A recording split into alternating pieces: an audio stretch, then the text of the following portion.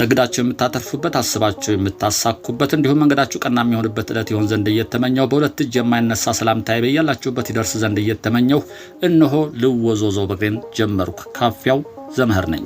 ቻናላችን ቤተሰቦች ላይክ አድርጋችሁ እንድትጀምሩ አበረታታለሁ። አዲስ ለሆናችሁ የሰከንድ ተግባር ነውና ሰብስክራይብ በማድረግ ቤተሰብ እንድትሆኑ በታላቅ አክብሮት ጋብዛለሁ። አሁንም ቀጥታ ወደ ዝግጅቱ አልፋለሁ። እናንተም እስከወደዳችሁ ድረስ ተከተሉኝ። በአዲስ አበባ ከተማ እንግዲህ የሚገኙ ሁለት ታላላቅ ወንዞች አሉ። እነኚህን ታላላቅ ወንዞች ዳርቻቸውን ወደ አረንጓዴነት የሚቀይር ፕሮጀክት እንግዲህ 2011 ላይ ነው ይፋ የሆነው። እነኚህ አዲስ አበባ የሚገኙት ትልልቅ ሁለት ወንዞች ዳርቻን ወደ ጽዱና አረንጓዴ የሚቀይር ፕሮጀክት ነው ይፋ የተደረገው በ2011። ፕሮጀክቱ እንግዲህ 56 ኪሎ ሜትር ርዝመት የሚኖረው ሲሆን አንደኛው ወንዝ ርዝመቱ 27.5 ኪሎ ሜትር፣ ሌላኛው ደግሞ 23.8 ኪሎ ሜትር የሚሆን ነው።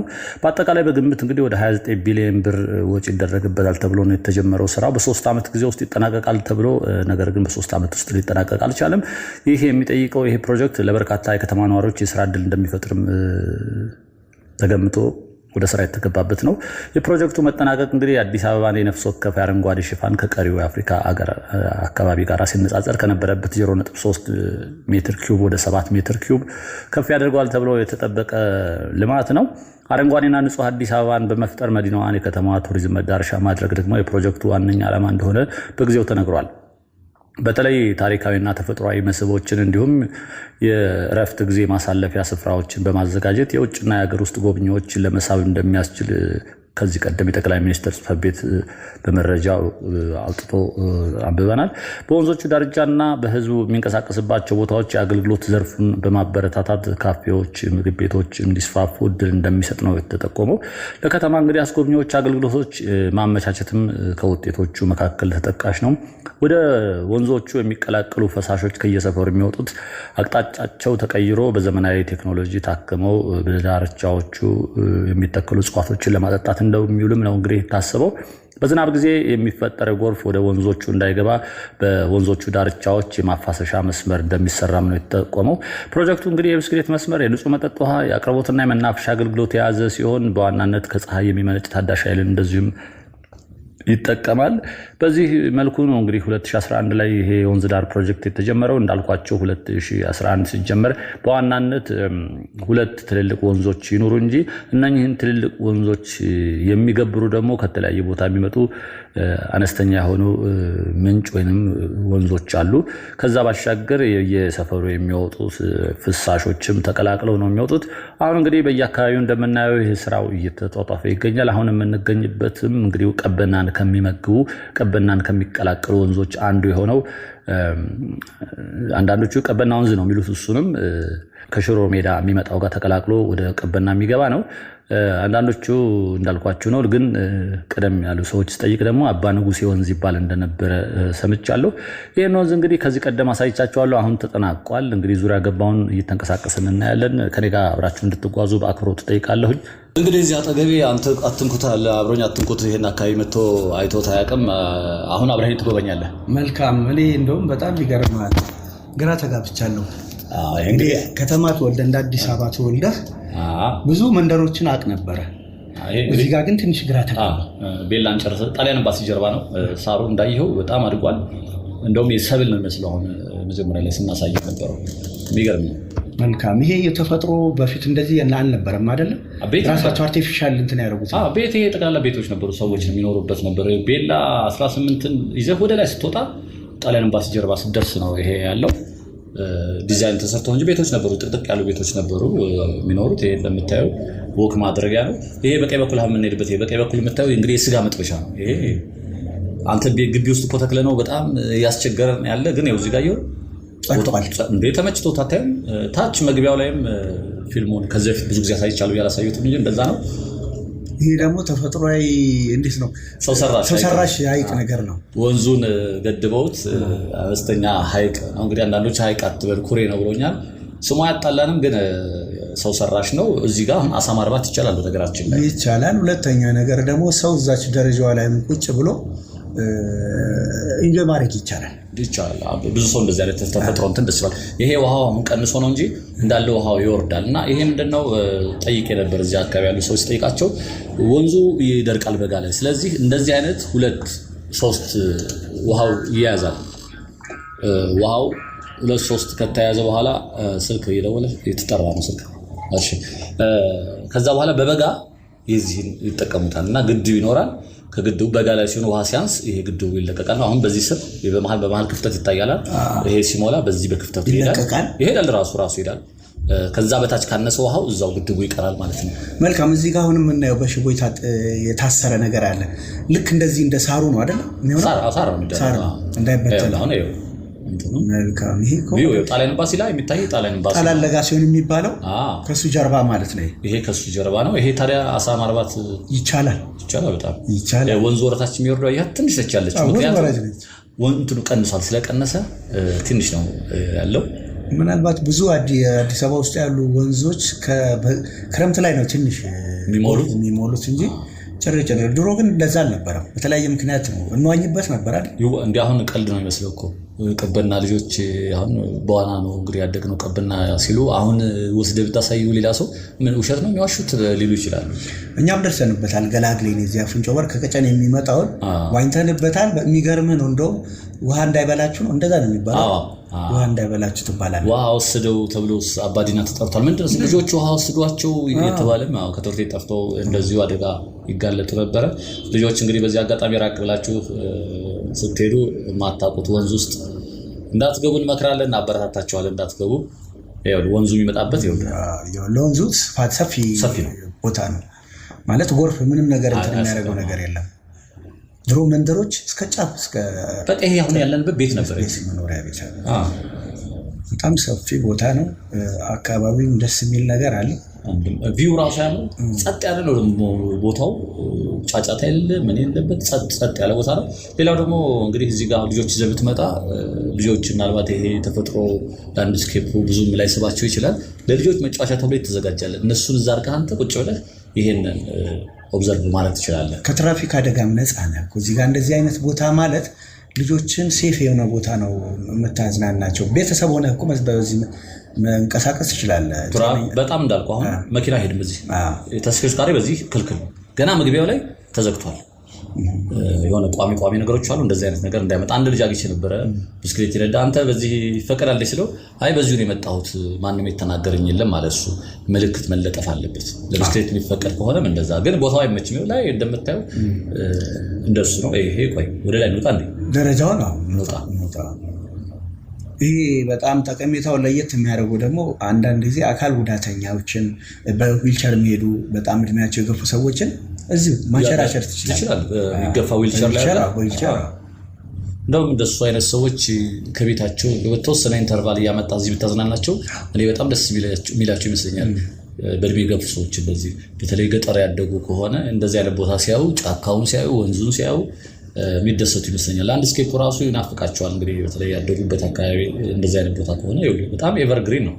ከ3 እና ከ4 ወር በኋላ እኮ ሙሉ ለሙሉ እንትን ነው ግሪን ነው። አሁን እንደምታየው አሁን እኮ ግሪን ሆነ። ምንድነው አሁን ስራ አልጀመረም፣ ገና ስራ አልጀመረም። የፈለጉት እነዚህ ነገሮች ካፌ ይሄ ሽታ አለው። በነገራችን ላይ ተከታታዮቻችን እነዚህ በግራና በቀኝ የምታያቸው ደስ የሚል ሽታ የተፈጥሮ ሽታ አላቸው።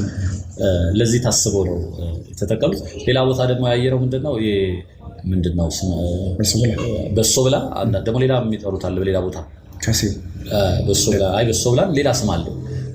እሱም እንደዚሁ አለ የሆነ ቦታ ላይ። ሳሩ ገና እየሞላ ነው። እነኚህ የሚሰሩ ናቸው እዛ። እነዚህ አሁን የምናየው አረንጓዴው ነገር ለምንድን ነው? ሳር ይሄ አረንጓዴው ተንደው ሳር ይተከልና ሳሩ ፀሐይ ብርሃንን ስለማይችለው እሱን እስኪቋቋም ድረስ ይለብስና ልክ መቋቋም ሲችል ያውቁታል፣ ያነሱታል። ነፋስ ነው እንዳይለው ማለት ነው። አሁን ይሄ ፀሐዩን መቋቋም ይችላል። ያኛው ግን አዲስ ስለሆነ መቋቋም ስለማይችል እንደዛ ይለብሳል። መሬት እስኪይዝ ድረስ አፈር ይዞ አቅም እስኪኖረው ድረስ ነው። ይሄ እንግዲህ ለካፌ አገልግሎት ይመስለኛል። ዝግ ነው፣ አልጀመረም። የሚገርም እዚህ የሚሰሩ ልጆች አያውቁትም። አሁን ያሉት ፕሮጀክቱ ዋናዎቹ ፕሮጀክት 10 ነው የሚባለው። ይሄ የፕሮጀክቱ ኃላፊዎች የሉም እዚህ ኦልሬዲ ስላለቀ የሚጠብቁ አሉ። ግን እነሱ ምንም አያውቁትም። ስጠይቃቸው መረጃ ምንም የላቸው። እኛ ነው መልሰው ይጠይቁናል። ይሄኛው ለምንድን ነው ስትለው አላቅም ነው የሚለው። መስራቱን ብቻ ነው። አልቋል እኮ ምናምን ተመርቋል ስላቸው ወይዘሮ አዳነች መጥተው ነበር ይለዋል። ከላይ ስታይ ደግሞ ቪው ደስ የሚል ቪው ነው ያለው። እንግዲህ አረንጓዴ ሙሉ ለሙሉ ሲለብስና እነዚህ የተተከሉት ችግኞች ሲጸድቁ በጣም የሚያምር ነገር ነው የሚመስለኝ። ብለው በአመዛኙ አገር በቀል እንትኖች ናቸው ዛፎች። ልጆች መጫወቻ ነው እዛ የሚታይ ላይ ሁልጊዜ የምንናገረው አሁን ሳሩ አለ አይደል? ሳሩ ጋር የምናየው አለ አይደል? በእንትኑ ላይ እሱ ነገር መነሳት ታስቦ ነው ወይስ በቅሎ ነው? እኔም ግራ ገብቶኛል። ሁልጊዜ መንገድ ላይ መንገድ ላይ ሌላ ቦታም ሳሩ ቶሎ ካልተነሳ ይበላሻል። እዚህ ጋር ዲዛይን ሰርቷል፣ አይተዋል። ራሱ ሆን ብሎ ይመስላል እንግዲህ በመሀል ላይ ክፍተት ስላለ ክፍተቱ የተለያዩ ቅንጣቶች ተክሎች እንዲበቅሉ ያደርጋል። አልጌ ይሰራና አልጌ ከሰራ ደግሞ የማንሸራተት ባህሪ ያለው ክረምት ላይ በተለይ በጣም ያንሸራታል። በጣም ሰፊ ፕሮጀክት ነው፣ ትልቅ ነው። እንግዲህ ከተጠናቀቁት ፕሮጀክቶች መካከል አንዱ ይሄ ነው። ፊት ለፊት በዛ ማዶ ደግሞ ታያ እንሄዳለን። ልክ እንደዚህ አሁን እንደመጣንበት አለ እዛኛው ልክ መመለሻ የልጆች መጫወቻ ዘመናዊ እኮ ነው። ይሁን በጣም ደስ ይላል። አሁን ወደፊት በክፍያ ይሆናል ብዬ አስባለሁ። እንደዛ ነው። ምክንያቱም የማቴሪያሎቹ በተለያየ ምክንያት ሊበላሹ ይችላሉ። ሲበላሹ ራሳቸውን ነው መጠገን ያለባቸው በሚሰበሰበው ገቢ። እንደዛ መሰለኝ መሆን አለበት። ግን እንደዛ ብሎኛል። ሌላም ድልድይ ያለ እናየዋለን። እሱም ወደፊት በክፍያ ይሆናል ስራ ሲጀምር ተብሏል። ምክንያቱም ተመጣጣኝ ከሆነ ከተማው ሰው ይመጣል። ቅዳሜና እሑድ መጥቶ እዚህ ተዝናንቶ መሄድ ይችላል። አንበሳ ግቢ እንደነበረው ክፍያ ቢሆን ተመጣጣኝ ማለት መካከለኛውም ሆነ ዝቅተኛውም እንደው አንድ ጊዜ ይዞ በሁለትም በሶስት ወር ልጆቹን ሊያዝናና የሚችልበት ነው። አንበሳ ግቢ አሁን አንጻራዊ የበፊቱ ነው ማለት ኪስ አይጎዳም። ያው ይልቅ ኪስ የሚጎዳው ለመጫወቻ ሳይሆን እነሱ ያዩትን ነገር ሁሉ ይጠይቃሉ። በር ላይ የሚገዛ ነገር እሷ ነች ትንሽ የምታስቸግረው እንጂ ቀላል ነው።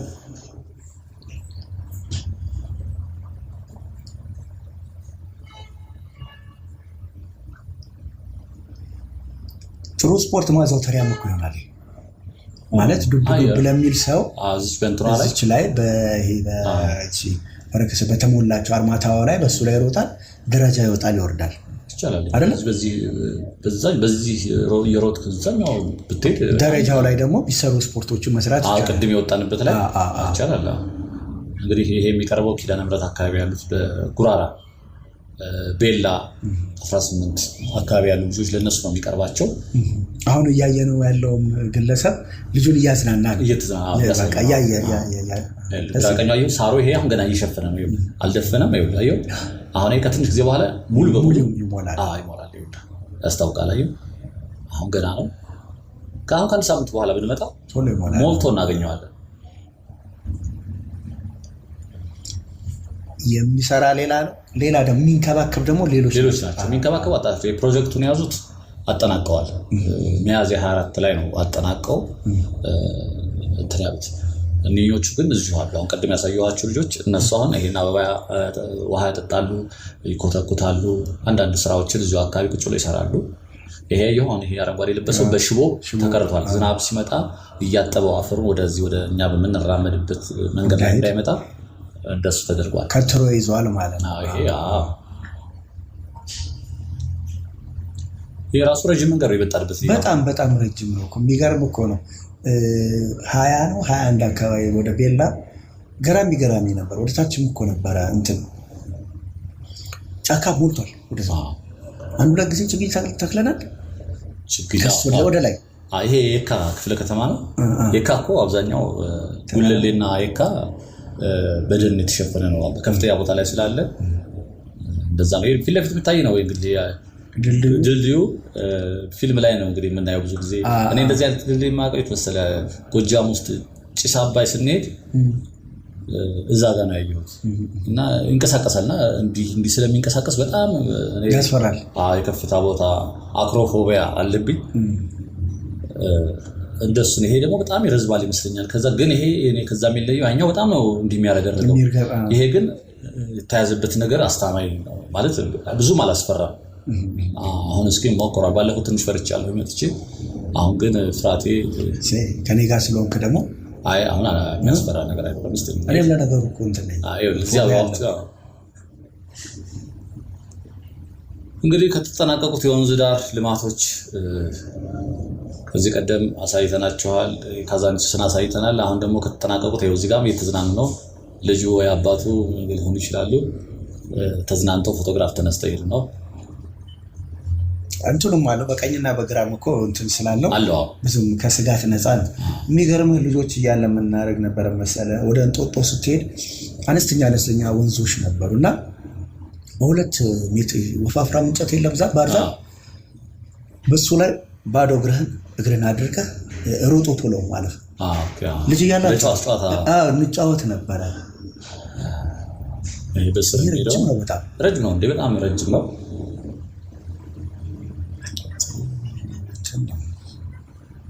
ክሊፕ አልተደፈርም ማለት ነው። እንደዚህ አይነት የዛሬ አሁን ነው እየታወቀ ነው። አሁን ካወቁት በክፍያ ራሱ አሁን ፊልም የሚሰሩ ሰዎች እንግዲህ ከስር የምታየው እነዚህ አሁን አረንጓዴ ሙሉ ይለብሳሉ። ሲለብሱ ከዚህ ጋር አብሮ በጣም ደስ የሚል ነገር ክረምት ላይ አሁን እንግዲህ ዝናብ የተፈጥሮ ሲመጣ ምን ሊመስሉ እንደሚችሉ ከወዲህ መገመት ወደ ሽሮ ሜዳ ነው የሆነ ቦታም እንደዚህ አይነት ነገር ነበር። የሆነ ቦታ እንደዚህ አነስተኛው ነች ወንዙ ይሄ በዚህ ሄደ ነው። ያቺኛይቱ እንግዲህ እኛ በላይ ወጣን ይቻላል።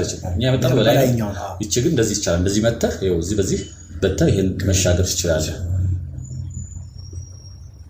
እነዚህ እርከኖች ወንዞቹን እንትን የሚላቸው ውሃው ወንዙ እንግዲህ ሲሞላ በዚህ ነው የሚመጣው። ስለመለካትም ያመቻል። ታውቃለህ እንትኑ የውሃ ልኩ ደረጃዎች ሴንቲሜትሩን ስለሚታወቅ ሲሞላ በምን ያህል እንደሆነ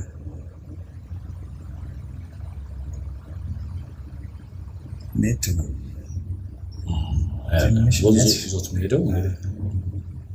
ደረቅ ስለሆነ ነው እንጂ እኮ የክረምት ወንዝ እያለ ከዚህ ማየት ይችላል አይደለ? ትንሽ ይከብዳል። ውሃ እያለ ውሃውን እያየ ወደ መሬት የምታይ ከሆነ ሊያዞር ይችላል። ያው ፊትን እያየ መሄድ ነው። ጨረስ ነው እንደምንም ብለን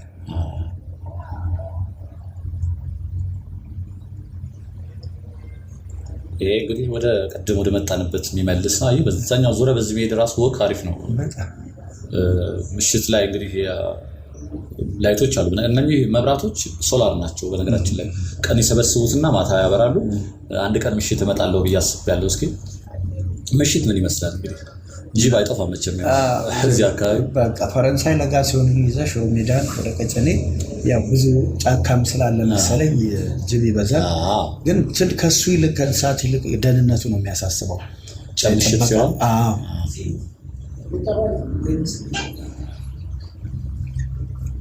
ደህንነቱ ነው ትንሽ የሚያሳስበው። በቀኝ በኩል የሚታየው ወንዙ መሄድበት ነው።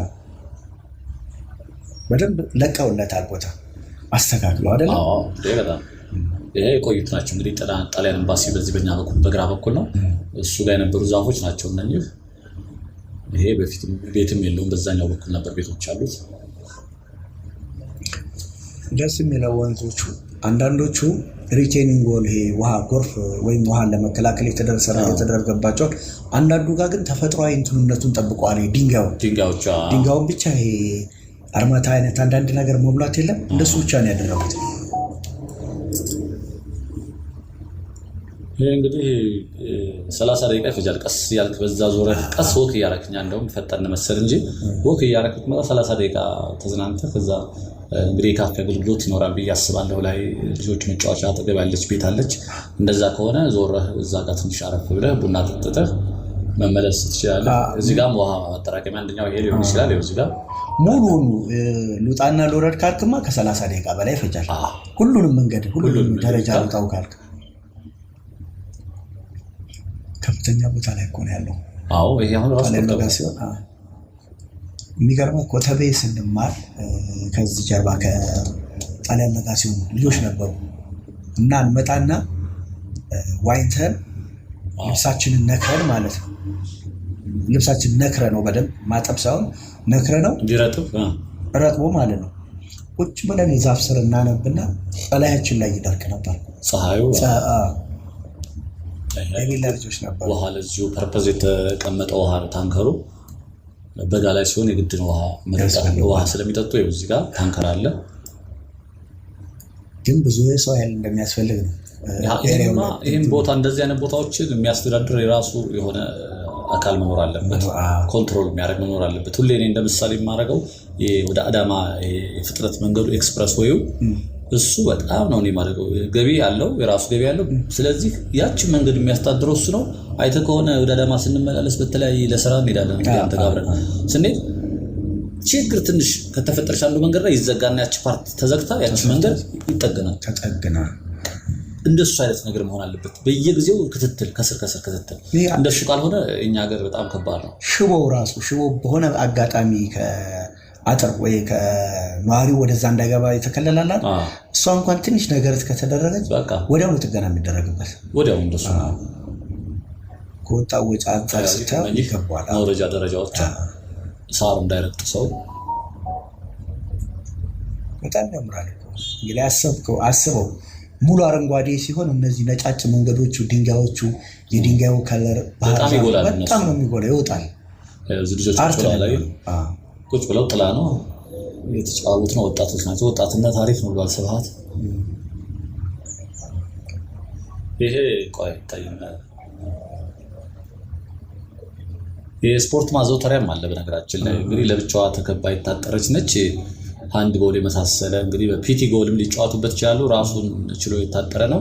እንደ አንፌ ቲያትርም ስቴጅ ነገር አለው። ሰዎች ውጭ ብለው የሚያዩበታል።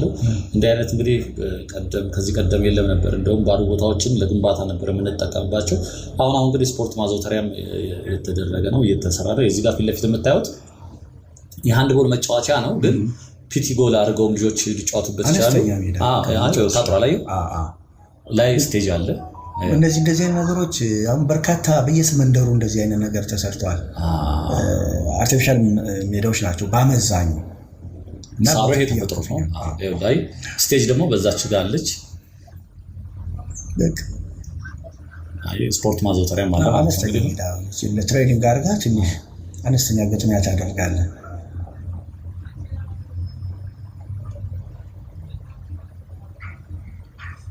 በነገራችን ላይ እንግዲህ ግንባታ ባለፈው ለመጥቀስ ተሞከርኩት ከጣሊያን ኤምባሲ ጋር መተባበር የተሰራ ነው። በዛ እንውረድ እስቲ ወይ በዛ ደረጃ አለች መውረድ የምንችል ይመስለኛል።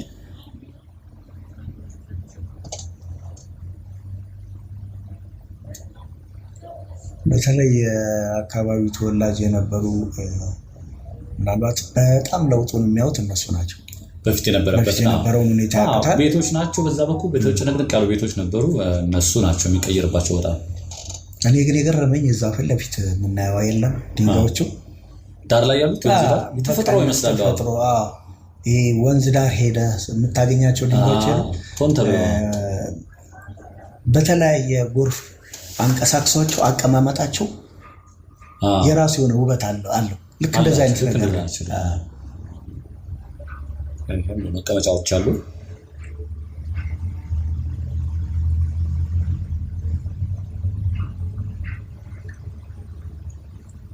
አርማውም አለ። ባንዲራው ጣሊያን ኤምባሲ የኢትዮጵያ መንግስት ነው ጣሊያን ስለሰሩት ሁለቱም አለ። ክብራትና ክብራን እንግዲህ ለዛሬ የተጠናቀቀ አንድ የወንዝ ዳር ፕሮጀክትን ለማሳየት የሰራ ነው ቪዲዮ ነበር። እንደ ሁሌው እንደምላችሁ ሰላምና ጤና ከእናንተ ጋር እንዲሆን ተመኘው። ጤና ይስጥልኝ።